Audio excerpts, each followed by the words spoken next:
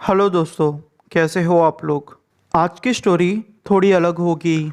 आज की स्टोरी मैं कच्चा कलवा नाम के एक भूत के बारे में आपको सुनाने जा रहा हूँ। बेसिकली कच्चा कलवा वो बच्चा होता है जिसकी मौत उसकी उम्र 8 साल होने से पहले हो जाती है और उसका विधि पूर्वक अंतिम संस्कार किया नहीं जाता, जैसे कि दफनाना या फिर जलाना। और ये भी बताया गया है कि ऐसी आत्माओं को तांत्रिक अपने कामों के लिए इस्तेमाल करते हैं और ये आत्माएं बहुत ही शक्तिशाली होती है। ये अपने मर्जी से आती है और अपने मर्जी से ही जाती है। इनको रोकना बहुत ही मुश्किल है। तो चलिए सुनते हैं कुछ ऐसी ही कहानी जो कि आपका दिल दहला देगी। कहानी शुरू करने से पहले मैं आपसे एक बात कहना चाहता हूँ।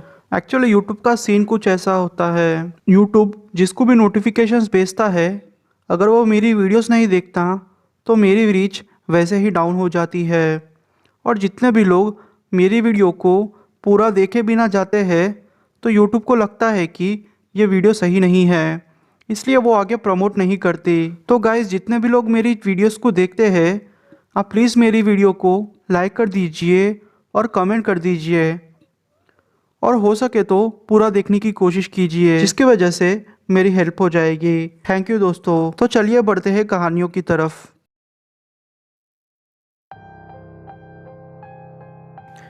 मैं किसी कारण अपना नाम तो नहीं बता सकता, पर हाँ, जिनके साथ ये घटना घटी है उनके मैं काल्पनिक नाम लेके आपको बताऊंगा। तो हुआ यूँ कि बहुत साल पहले की बात है, जब को अपना घर अच्छे से सजा रही थी। घर का कोना कोना वो चमका रही थी। उसके ताऊ ने उसको देख के बोला कि तू क्या कर रही है। तो जमको बोली कि रमा दीदी बहुत सालों के बाद अपने घर वापस आ रही है, तो उनकी तैयारी में कोई भी भूल नहीं होनी चाहिए। रमा का नाम सुनते ही ताऊ का दिमाग 4 साल पहले घटी घटना के ऊपर चला गया। तो हुआ यूँ कि रमा सुनील नाम के लड़के से प्यार करती थी। एक दिन सुनील और रमा को झाड़ियों में ताऊ ने देख लिया था। ताऊ ने फिर रमा से कहा कि अगर तू मेरी सगी बेटी होती तो तुझे अभी काट के नदी में फेंक देता, पर मैं मेरे भाई को तुझे सौंप दूंगा। सुनील को बहुत पिटवाया और फिर रमा को 1 साल के लिए घर के अंदर ही बंद कर दिया। सुनील और उसका परिवार गांव में ज़मीन बेच के शहर चले गए। सुनील ने बहुत मेहनत की और वो सरकारी अफसर बन गया। अपनी मेहनत से और आगे पढ़ाई करके वो कलेक्टर बन चुका था। और उसी बीच उसने रमा को भगा के शादी कर ली थी। वो लोग बहुत खुश थे, उनके बीच में सब कुछ ठीक था और उसकी पोस्टिंग भी उसी जिले में हुई थी। 4 साल बाद रमा अपने घर आई और सबको देख के बहुत रोने लगी। सुनील फिर बोला कि उसको ऑफिस में काम है, इसलिए वो फिर चले गया। रमा अपने घर वालों से बातें करते करते शाम हो चुकी थी। रमा का एक छोटा बेटा था, उसका नाम गुनगुन था। रमा ने अपनी माँ से पूछा कि वो बाहर सो जाए क्या, पर उसकी माँ ने मना कर दिया और कहा कि आज का वातावरण खराब है। दूसरे दिन सुबह में वो लोग उठे तो रमा की तबीयत थोड़ी खराब थी। घर वालों ने कहा कि तुम बहुत टाइम बाद गांव आई हो और तुमने लंबा सफ़र तय किया है, इसलिए तुम बीमार हो। फिर रमा ने भी ज़्यादा ध्यान नहीं दिया। ऐसे ही थोड़े दिन बीतने लगे। आखिरकार रमा ने अपनी माँ को मना ही लिया और उसकी ज़िद के सामने ये लोगों को झुकना ही पड़ा। अगर आप गांव के रहने वाले हो तो आपको तो पता ही होगा कि गांव के घर कितने बड़े होते हैं और गांव का आंगन भी कितना बड़ा होता है। तो ये लोगों ने 4-5 खटिये बिछाए हुए थे और ऐसा था कि जमकू का खटिया एक तरफ, रमा की माँ का खटिया दूसरे तरफ था और बीच में रमा का पलंग था। वो लोग अच्छे से सो रहे थे कि अचानक ही आधी रात को जमकू की नींद एक आवाज़ से खुली। उसने आधी नींद में देखा कि कोई सा आया धीरे धीरे घर के आंगन में से बाहर निकलकर उनके खटियों की तरफ ही बढ़ रहा है। वो बोलना चाहती थी पर उसके मुंह से कुछ भी शब्द नहीं निकल रहे थे। वो साया अब छोटे बच्चे का रूप लेने लगा और धीरे धीरे बीच वाले रमा के खटिए पे आके गुनगुन को साइड में हटा के वो रमा का दूध पीने लगा। ये सारा नज़ारा झमकू देख रही थी पर पता नहीं उसे कब नींद आ गई, उसे समझ ही नहीं आया। जब दूसरे दिन उसकी आँख खुली तो सारे घर वाले उसे, गुनगुन और रमा को चारों तरफ घेरे हुए थे। उसकी तबीयत बहुत खराब थी। समझ में नहीं आ रहा था कि चक्कर क्या है। उसको ज़्यादा ही बुखार चढ़ चुका था पर फिर भी वो रात को वो लोग बाहर ही सो गए। इस बार झमकू ने सोचा कि जैसे ही वो साया आएगा और रमा के पास आएगा वो तभी चिल्लाना शुरू कर देगी। और रात के 2 बज गए। रात के 2 बजते ही वो साया फिर से वही आया और फिर रमा के पास आके वो दूध पीने लगा। झमको एकदम से खटिए से उठ गई पर जैसे ही वो खटिए से उठी वो साया गायब हो चुका था। वो कुछ बोलना चाहती थी पर अचानक से उसके बाल इतने ज़ोर से ज़मीन तक किसी ने खींचे और एक हाथ उसके मुंह को दबाता रहा जब तक कि वो बेहोश ना हो जाए। दूसरे दिन जब वो लोगों की आँख खुली तो तीनों की तबीयत बहुत ख़राब थी और सुनील ने कहा कि वो डॉक्टर को भेज रहा है और उसे आते आते शाम हो जाएगी क्योंकि गांव में किसी ने गोहत्या कर दी थी, इसलिए गांव की परिस्थिति थोड़ी ठीक नहीं थी। इसलिए सुनील को भी वहाँ संभालना होता था। उनके घर में परिस्थिति खराब होने लगी। उन्हें अचानक से किसी बच्चे के रोने की आवाज़ आने लगी।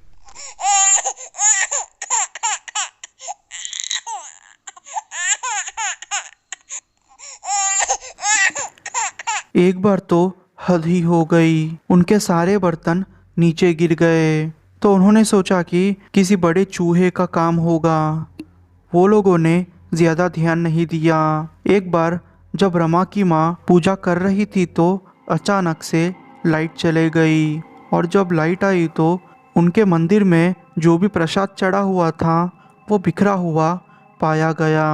रमा की माँ ने सोचा कि यह पक्का बिल्ली का काम होगा, इसलिए वो लोगों ने फिर ज़्यादा ध्यान नहीं दिया। एक रात की बात है।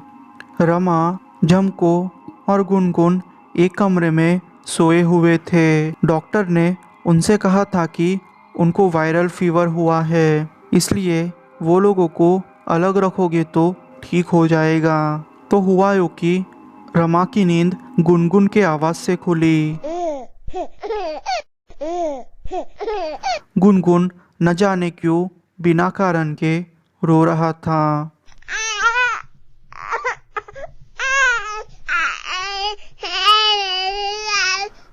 रमा ने उसे अपने गोद में लिया और उसे सुला दिया पर उसकी हरकतें कुछ अलग ही हो गई थी।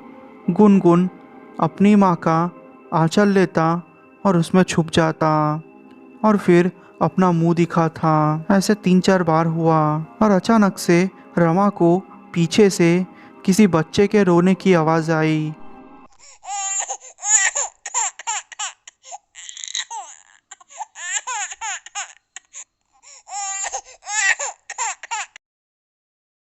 जब उसने पीछे मुड़ के देखा तो गुनगुन रो रहा था। वो देख के वो बहुत ही डर गई। अब उसकी हिम्मत नहीं हो रही थी कि जो भी बच्चा उसके गोद में है वो क्या है, पर फिर भी हिम्मत जुटा के अपने गोद में पड़े बच्चे को देखने लगी तो वो अचानक से उठ के ज़मीन पे बैठ गया और भागते भागते दीवार के उस आर पार हो गया। वो देखते ही रमा चिल्लाने लगी। उसे चिल्लाता देख झमको भी उठ गई थी और वो भी ज़ोर ज़ोर से चिल्ला रही थी। और परिस्थिति ये थी कि उनके घर में उस टाइम पे लाइट नहीं थी और दिए के सहारे ये सारी चीज़ें हो रही थी। अब तो हद पार हो चुकी थी। जमकू ने भी इस चीज़ के बारे में घर वालों को बताने की कोशिश की थी, पर घर वालों ने ये सोचा कि उसके बुखार का असर है, इसलिए वो लोगों ने इस पे ज़्यादा ध्यान नहीं दिया। पर शायद वो लोग भी अब उसकी बातों पे भरोसा करने लगे थे। ताऊ जी ने ज़्यादा सोचे बिना ही अपने गांव के सयाने को बुलाना चाहा। सयाना मतलब बाबा होता है। थोड़ी ही देर में उस गांव के बाबा आए और ये सारी चीज़ें चेक करने लगे। और जहाँ पे वो गंगा जल डालते, उसकी दूसरी तरफ से किसी बच्चे के रोने की आवाज़ उनको आते रहती। ये बच्चे की आवाज़ सुन के वो लोग डर चुके थे। वो लोगों को समझ में नहीं आ रहा था कि ये बच्चे की आवाज़ उनको क्यों सता रही है। वो बाबा यहाँ से वहाँ गंगा जल छिड़क ही रहा था कि अचानक से गुनगुन का खिलौना हवा में उछला और बाबा के सर पे जाके लगा। बाबा वही नीचे गिर गए और अचानक से किसी शक्ति ने बाबा को धक्का मार के फिर से नीचे गिरा दिया। बाबा जोर से चिल्ला पड़े, कच्चा कलवा, कच्चा कलवा। रमा डरते हुए पूछी, ये कच्चा कलवा क्या होता है बाबा जी? तो उस बाबा ने कहा कि कच्चा कलवा वो बालक होता है जिसकी उम्र 8 या 9 साल आने से पहले ही उसकी मौत हो चुकी हो और जिसका विधि पूर्वक अंतिम संस्कार ना किया गया हो, ऐसी आत्मा को कच्चा कलवा कहते हैं। और वो बड़ा खतरनाक होता है। वो किसी को भी जल्दी नहीं छोड़ेगा। ये मेरे बस का नहीं है। तुम्हें तुम्हारी जान बचानी है तो तुम्हें मेरे से भी बड़े तांत्रिक को बुलाना पड़ेगा। बस उसका यही कहना था कि उसी कच्चे कलवे ने शायद बाबा को नीचे पटक दिया। वो बाबा भागता हुआ घर के बाहर निकल गया। ताऊ जी और रमा के पापा ने परिस्थिति को समझा और तुरंत ही रमा और बाकी सारे लोगों को अपने पड़ोसी के घर जाके सुला दिया। सुबह होने से पहले ही वो लोग एक बाबा को बुलाने के लिए चले गए। वो बहुत ही प्रसिद्ध बाबा थे। पता नहीं रमा किस सोच में पड़ी थी। वो कुछ ज़्यादा ही सोच रही थी। सुनील भी इस मामले में कुछ नहीं कर पा रहा था। वो अपने काम में अटक गया था। सुबह सुबह बाबा जी आए और फिर घर को चेक करने लगे और उन्होंने कहा कि ये एक कच्चा कलवा है जो कि बहुत शक्तिशाली है। तो बाकी घर वालों ने पूछा कि वो कच्चा कलवा की हाइट बहुत बड़ी थी और कभी कभी पता नहीं इस घर में इतने कच्चे कलवे हैं। बाबा जी हंस के बोले, देखो मेरी एक बात समझ लो, कच्चा कलवा कोई भी रूप में बदल सकता है। ज़्यादा से ज़्यादा उसका रूप 8 या 9 साल के बच्चे जितना हो सकता है। तुम्हें उसे कम आंकना नहीं चाहिए। वो बहुत ही शक्तिशाली और ख़तरनाक हो सकता है। तो घर वालों ने कहा कि एक दिन तो कच्चा कलवा उनके मंदिर में घुस गया था, पर यह कैसे हो सकता है? अगर वो भूत है तो हमारे मंदिर घर में कैसे घुस सकता है? तो बाबा जी फिर से हंस के बोले कि डर तो पापियों को होता है और पापियों को ही सज़ा मिलती है। तुम ही सोचो, एक बालक जिसने अपनी ज़िंदगी भी ठीक से ना देखी हो, अगर उसकी मौत हो जाती है तो भगवान भी क्या कर सकते हैं। तो घर वालों ने पूछा कि इसका कोई उपाय है क्या?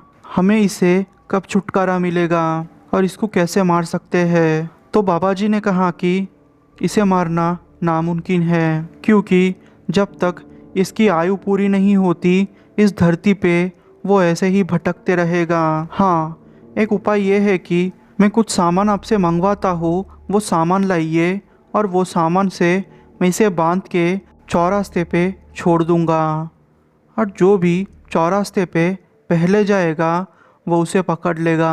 फिर रमा ज़ोर से बोली कि ये तो गलत है ना बाबा जी। तो फिर बाबा बोले कि इसके सिवाय और कोई भी उपाय नहीं है। इससे वो आपकी ज़िंदगी में फिर कभी वापस नहीं आएगा और मैं मंत्र से इसको एक ऐसे बांध दूंगा। ना चाहते हुए भी घर वालों को बाबा जी की बात माननी पड़ी। आखिरकार बाबा जी का मंगवाया सामान आ ही गया था। सामान आते ही बाबा जी ने कहा कि हमें एक बड़ा हवन जैसा करना पड़ेगा, और इस बीच तुम लोगों को कुछ भी दिखे, कुछ भी फील हो, तुम्हें इस चीज़ पे ध्यान नहीं देना। दूसरे डॉक्टर्स भी रमा को देखने आ चुके थे। उन्होंने फिर रमा को गोलियां दी और वापस चले गए। सारा सामान आते आते और पूजा शुरू करते करते शाम हो चुकी थी और तकरीबन 10 बजे तक वो पूजा चलने वाली थी। बाबा ने सफलतापूर्वक पूजा शुरू कर दी और ख़त्म भी कर दी, और उन्होंने छोटे मटके में छोटे बच्चों का खिलौना, कपड़े, दूध, सारी चीज़ें रख दी और बोला कि इस चीज़ को हमें चौराहे पर छोड़ के आना है और हमें ऐसा चाहिए जो कि हिम्मत वाला हो। तो प्रहलाद, जो कि रमा के पापा थे, उन्होंने कहा कि मैं जाऊंगा। बाबा जी ने उन्हें अच्छे से समझाया कि देखो प्रहलाद, यहाँ से तकरीबन 100 कदम दूर तुम्हें रेलवे फाटक के सामने चौराहा दिखेगा। तुम्हें वहाँ जाना है और इस चीज़ को वहाँ रख देना है, और ध्यान रहे इस चीज़ को वही रखना है, और बीच में कहीं रास्ते में गिरा मत देना, और इतना ध्यान रखना कि उस चीज़ को रखने के बाद पीछे मुड़ के गलती से ना देखना।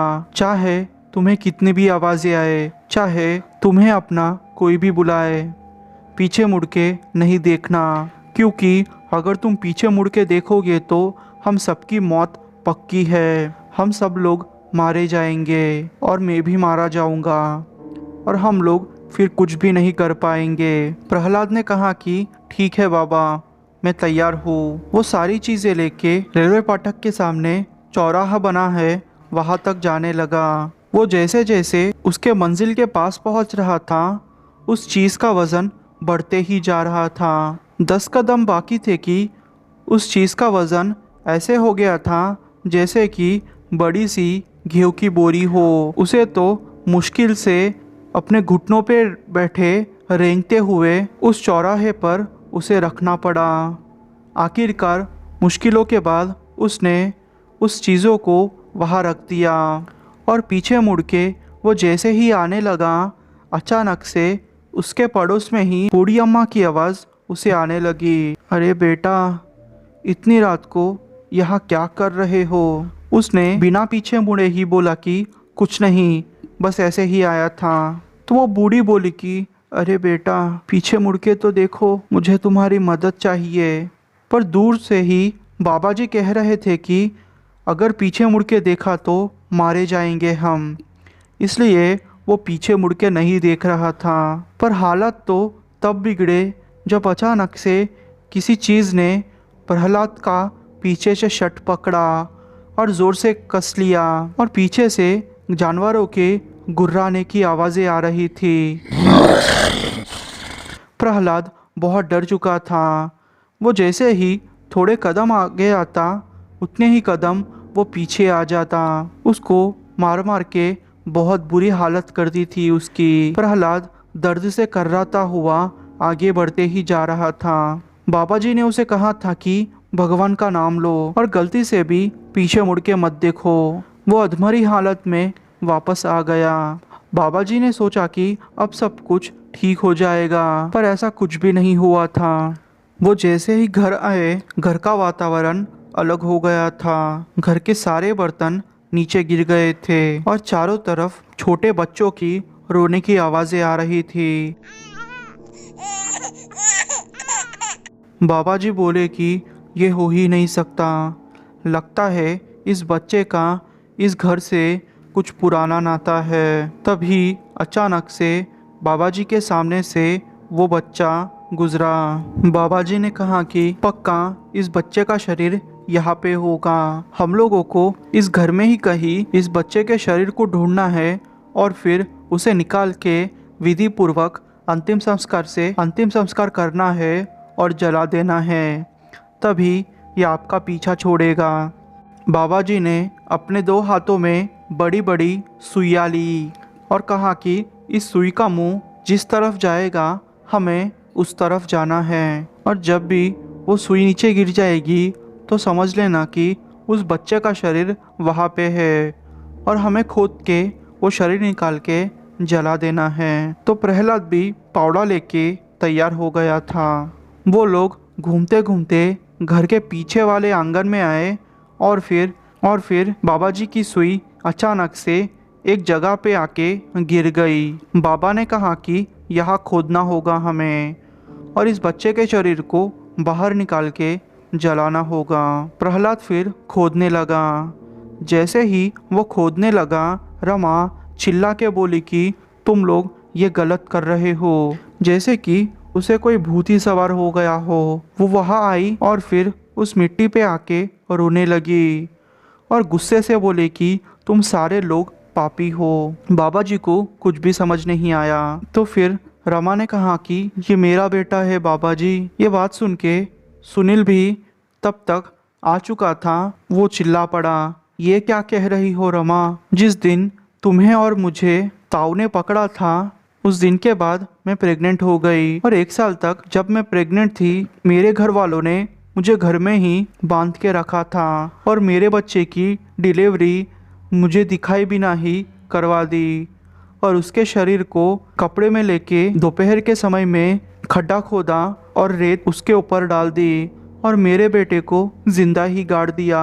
ये सारे लोग पापी है। मेरी माँ, मेरा भाई, मेरे पापा और मेरे ताऊ। ये तो ताऊ कहना लेके लायक भी नहीं, ये तो हैवान है। सारे लोग बोलने लगे कि तुम्हारी इज्जत बचाने के लिए हम लोगों को ये सब करना पड़ा, पर वो सुन ही नहीं रही थी।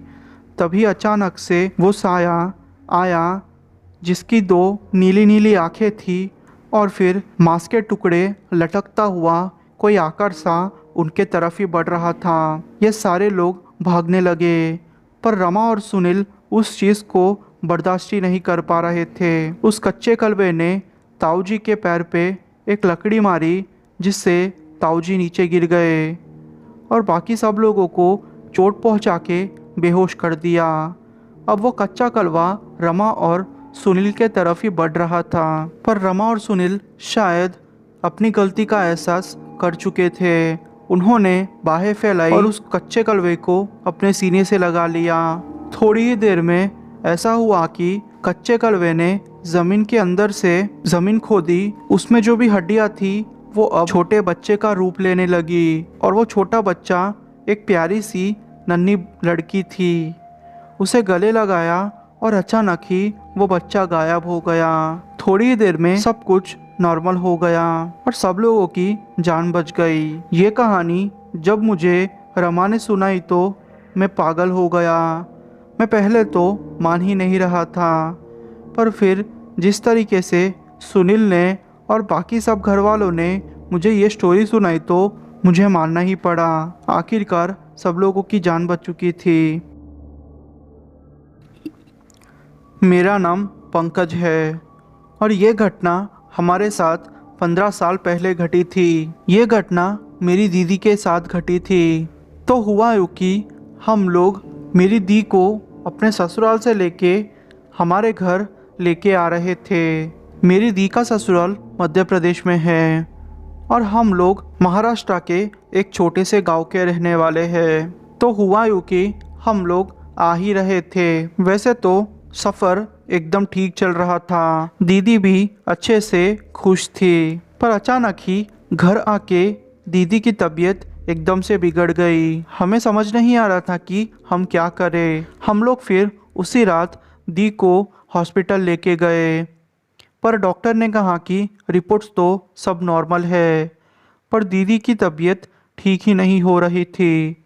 हम लोग फिर दी को वापस लेके आए। उस दिन से हमारे घर में सबकी हालत एकदम खराब हो गई। तो होता ऐसा था कि मेरी दी और मेरी माँ अंदर सोते थे और मैं और मेरे पापा बाहर सोते थे। तो हुआ यूँ कि रात के तकरीबन 3:30 बजे मेरी नींद खुली। मुझे अचानक से एक छोटे बच्चे की रोने की आवाज़ आने लगी।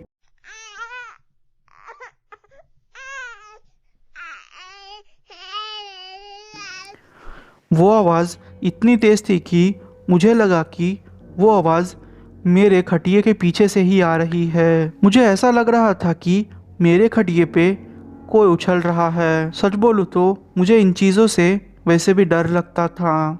इसलिए मैं मेरे पापा को कोने में सुला के बीच में सोता था और मेरे भाई को दूसरे कोने में सुलाता था। डर इतना था कि मैं चिल्लाना चाहता था पर मेरा मुंह खुल नहीं रहा था। मैंने देखा कि एक साया जा रहा है और जाके मेरे घर के अंदर मेरी दी के पास सो गया है। हमारा ऐसा था कि हमारे दरवाजे वैसे तो बंद रहते थे पर उस दिन पता नहीं हमारा दरवाज़ा कैसे खुला रह गया या तो फिर खुला कर दिया गया। तभी दी ने अचानक से चिल्लाया। उन्होंने कहा कि उनके पेट पे उनको वजन लग रहा है। दी की वो हालत देख के मुझे डर लगने लगा पर मैं हिल भी नहीं पा रहा था। दूसरे दिन मेरी आंख खुली तो मेरी दी की तबीयत और ख़राब हो रही थी और मुझे भी बुखार चढ़ गया था। हम लोगों ने फिर बाबा को बुलाया तो बाबा ने कहा कि मेरी दी के पीछे एक कच्चा कलवा पड़ गया है। जब हम लोग गांव की एंट्री कर रहे थे तो किसी ने उसी समय कच्चे कलवे को दूर करने के लिए सामग्री रखा था और उनके हिसाब से जो भी उस चीज़ को पहले देखता है उसके पीछे कच्चा कलवा पड़ जाता है और बदकिस्मती से वो हम थे। बाबा जी ने बहुत सारी विधि विधान किया और फिर हम लोगों को कुछ सामान दिया और कहा कि उस सामान को जाके फिर से वही चौराहे पर रखाए। बाबा ने ये भी कहा था कि इसे हम लोग मार नहीं सकते पर एक काम कर सकते हैं कि हम लोग ये सारी चीज़ें वहाँ रखाएंगे और जो भी पहली बार उन चीज़ों को देखेगा उसके पीछे वो पड़ जाएगा। बस ऐसे ही इस चीज़ को घुमाते रहना होगा। मुझे मेरी दी से बहुत प्यार था इसलिए मैं ही चले गया। मैंने फिर वो सारी चीज़ें चौराहे पर रख दी और वापस आने लगा। वापस आते आते मुझे मेरी दी की आवाज़ सुनाई दे रही थी जैसे कि मेरी दी खतरे में हो और वो मुझे पीछे मुड़ने को कह रही हो पर मैंने वो रिस्क नहीं ली और पीछे नहीं मुड़ा। जैसे ही हम लोग वापस आए वैसे ही दी की तबीयत में थोड़ा थोड़ा सुधार आने लगा और सब कुछ ठीक हो गया। बाबा जी ने कहा कि कच्चे कलवे नॉर्मली जो भी माँ बनने वाली होती हो या फिर माँ बन के थोड़ा ही टाइम हुआ हो उनके पीछे पड़ते हैं। इनसे बचना बहुत ज़रूरी है। इनके ऊपर कोई भी चीज़ इतनी आसानी से काम नहीं करती। यह तो तुम लोगों की किस्मत अच्छी है कि तुम लोगों ने जल्द से जल्द मुझे बुलाया वरना और देर हो जाती तो शायद प्रॉब्लम हो सकती थी।